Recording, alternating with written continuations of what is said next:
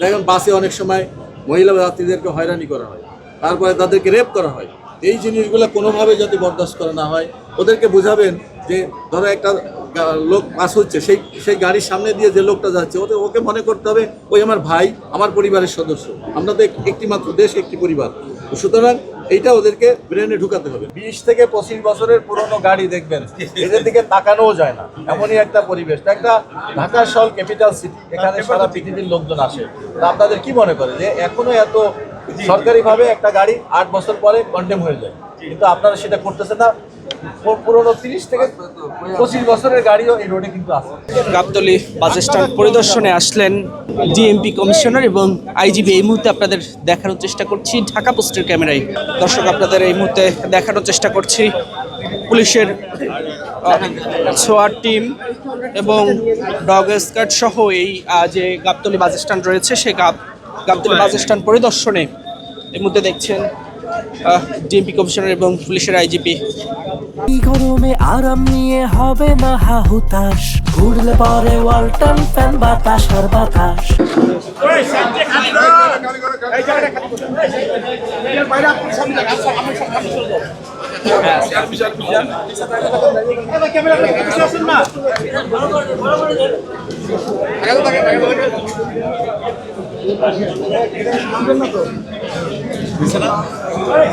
তিনি শুরুতে এই মুহূর্তে ভিজিলেটর সিটি টিম, অর্থাৎ দেখছেন যে বাংলাদেশ সড়ক পরিবহন বিআরটি এর যে ভিজিলেন্স টিম রয়েছে, সেখানে এই মুহূর্তে তিনি সেই বুথে এই মুহূর্তে কথা বলছেন। বিআরটি এর যে ম্যাজিস্ট্রেট রয়েছে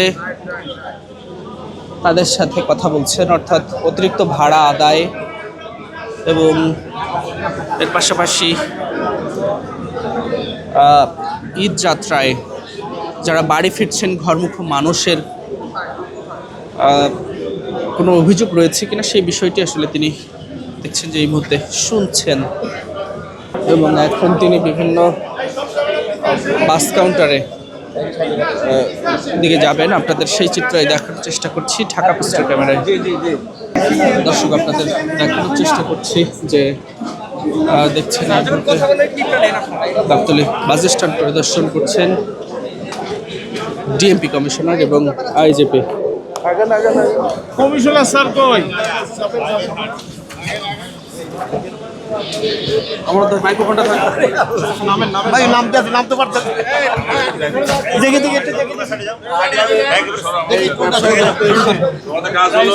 আমাদের জায়গা করে দাও না, ওরা তো ক্যামেরায় যাবে, ওদের কাছে সামনে সেটা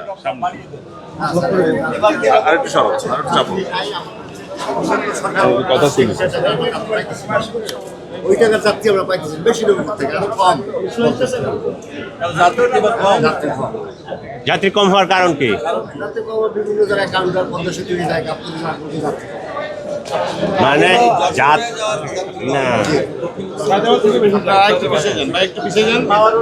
আমরা পিছিয়ে যাই তাহলে দরকার।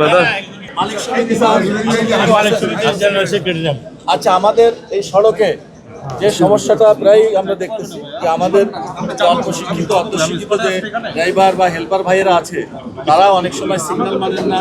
তারপরে দেখা যায় ফিডার রোড থেকে ওঠার ক্ষেত্রে মেইন রোডকে প্রেফারেন্স দিতেছে না, জেব্রা ক্রসিংটা বন্ধ করে। সারা পৃথিবীর নিয়ম হচ্ছে জেব্রা ক্রসিং আগে গাড়িটা ডেড স্টপ হবে, আগে পথচারী পারাপার, এগুলো হয় না। তো এগুলার ব্যাপারে আপনারা কিছু বক্তব্য দেন এবং ওদেরকে মোটিভেশনাল প্রোগ্রাম নেন, যাতে সড়কে ওরা এই ধরনের আচরণ না করে। ওরা অনেক কষ্ট করে, ঠিক আছে, এর সাথে যদি ওদের আচরণটা একটু সুন্দর হয়, ভালো হয়, তাহলে জনগণও কিন্তু আপনাদেরকে সুনাম করবে। এই ব্যাপারে একটু কথা বলেন। আমি বাংলাদেশ বাস ট্রাফিক অ্যাসোসিয়েশনের জেনারেল সেক্রেটারি। আমরা বর্তমান এটার জন্য আমরা একটা ট্রেনিংয়ের ব্যবস্থা করছি। আগামীতে আরও ব্যাপকভাবে আমরা ব্যবস্থা করবো। এই যে জেব্রা ক্রসিং বা এই যে ট্রাফিক আইন যেন মেনে চলে। ট্রাফিক ট্রাফিক আইন, সিগন্যাল, ট্রাফিক ট্রাফিক আইন, তারপরে এগুলো মেনে গাড়ি কত ফিট দূর থাকবো, কত ফিট দূর থাকতে হইব, বৃষ্টির সময় কত ফিট দূর থাকতে হবে, রাত্রে কত ফিট দূর থাকতে হবে, এগুলো সম্পূর্ণ আপনাকে জেনে নিতে হবে। আর মোটিভেশনাল সহযোগিতা আমরা করছি। ভাড়ার ব্যাপারে ভাড়া তো আমাদের এই ঢাকার ভাড়া কোনো দিনও বাড়ে নাই। এই ভাড়া আমাদের যে এখানে যারা আছে যদি টুকটা যদি কেউ নিয়ে টিকিট যদি নিয়ে যদি বিক্রি করে এটা আমরা জানি না, কিন্তু আমাদের স্টাফ বা আমাদের যে কোনো কাউন্টার জানা এইখানে এই টার্মিনাল কোনো ভাড়া বাড়ছে না। হ্যাঁ আগে ভাড়ার কম নিতে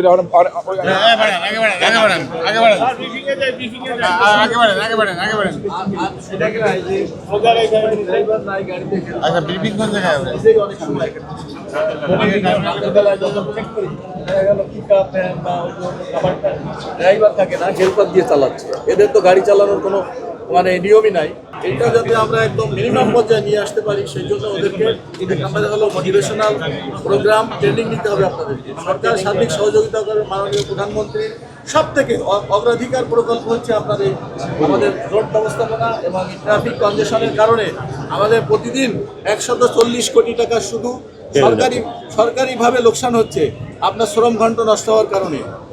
তাহলে বছরে 50,000 কোটি টাকা আমাদের অর্থনৈতিক ক্ষতি হচ্ছে। এইটার জন্য এটা ম্যানেজমেন্ট করার জন্য কিন্তু এত টাকাও দরকার হয় না। আমার মনে হয় আপনি 5,000 কোটি টাকা খরচ করলেও কিন্তু এই জিনিসটা সিস্টেমে নিয়ে আসা যাবে। সেই জিনিসটা আপনারা নেবেন, আমরা আপনাদেরকে সার্বিক সহযোগিতা করব। আর একা পুলিশের পক্ষে এই বড় যে কর্মযজ্ঞ ট্রাফিক ব্যবস্থাপনা সারা বাংলাদেশের, এটা বিয়ে করা কিন্তু সম্ভব নয়। আপনার এই যে রোডের সাথে যারা জড়িত, যেমন ধরেন ট্রাফিক বাসের মালিক, বাসের ড্রাইভার, বাসের হেল্পার, এদেরকে আপনারা একটা পরিপূর্ণ প্যাকেজ নিয়ে তাদের নৈতিকতা দেখেন। বাসে অনেক সময় মহিলা যাত্রীদেরকে হয়রানি করা হয়, তারপরে তাদেরকে রেপ করা হয়। এই জিনিসগুলো কোনোভাবে যাতে বরদাস্ত করা না হয়, ওদেরকে বোঝাবেন যে ধরো একটা লোক পাস হচ্ছে, সেই গাড়ির সামনে দিয়ে যে লোকটা যাচ্ছে ওকে মনে করতে হবে ওই আমার ভাই, আমার পরিবারের সদস্য। আমরা তো একটি মাত্র দেশ, একটি পরিবার। সুতরাং এইটা ওদেরকে ব্রেনে ঢুকাতে হবে, না হলে কিন্তু এই পরিবর্তন আসবে। আইন প্রয়োগ করে আমরা শাস্তি দিয়ে হয়তো মিনিমাম পর্যায়ে রাখতে পারবো, কিন্তু মানসিক পরিবর্তন না হলে এগুলো কিন্তু পরিবর্তন করা সম্ভব না। মোটিভেশন দরকার। সেই মোটিভেশনটা আপনারা অচিরেই কতদিনের ভিতর শুরু করবেন বলেন? ইনশাআল্লাহ আমরা এই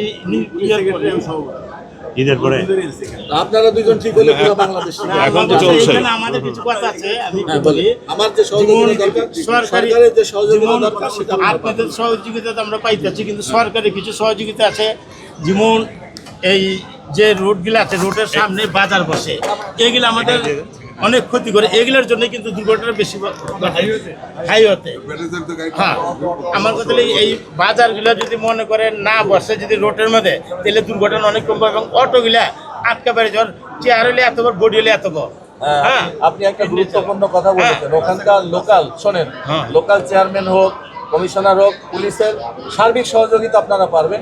সকলে মিলে আমরা এই জিনিসটা, যাতে বাজারও দরকার আছে, একটা দূরে রোডের সাইড থেকে ইয়ে করবে, রাস্তা কখনো কনজেশন হবে না। আমার কথা হলো রাস্তায় কোনো ব্লকিং হবে না, ব্যারিকেড হবে না, কোনো কিছুই হবে না। এটা আপনার রাজনৈতিক লোকজনও যারা আছে তাদেরকে নিয়ে ওখানে আপনারা প্রোগ্রাম করবেন। আপনাদের কাছে আমার আরও একটা নিবেদন আছে, সেটা হলো সড়কে 20 থেকে 25 বছরের পুরনো গাড়ি দেখবেন, এদের দিকে তাকানোও যায় না। এমনই একটা পরিবেশ। একটা ঢাকা শহর ক্যাপিটাল সিটি, এখানে সারা পৃথিবীর লোকজন আসে। তা আপনাদের কি মনে করে যে এখনো এত সরকারিভাবে একটা গাড়ি 8 বছর পরে কন্ডেম হয়ে যায়, কিন্তু আপনারা সেটা করতেছেন না। পুরোনো 30 থেকে 25 বছরের গাড়িও এই রোডে কিন্তু আছে, যার কারণে ট্রাফিক কনজেশন। ওরা এসে রাস্তার মাঝখানে 3টা বাস একসঙ্গে দাঁড় করে। এইটা আপনারা একটু ওদেরকে বলবেন, কোনোভাবেই যাতে রাস্তার মাঝখানে এই বাসগুলো না যায়। আমরা দেখি মন্ত্রণালয় আমি ভাই না, ঠিক আমি আছে। কিন্তু রাস্তায় প্রতিদিন হাঁটি, কোথায় কোন ইয়ে হচ্ছে এটা আমি জানি। আমাকে দোকান আমরা মন্ত্রণালয়ের সাথে বসে এগুলো আমরা না, ঠিক আছে। শুধু দাপ্তরিকের দিকে সভাপতি সেক্রেটারি আর সেন্ট্রাল সভাপতি সেক্রেটারি সারা বাংলাদেশি আমরা। এটা তো মিডিয়াতে আমি বলি, আমাদের মিডিয়াতে এই বাসের সাথে রিলেটেড মালিক, শ্রমিক সবাই দেখতেছে।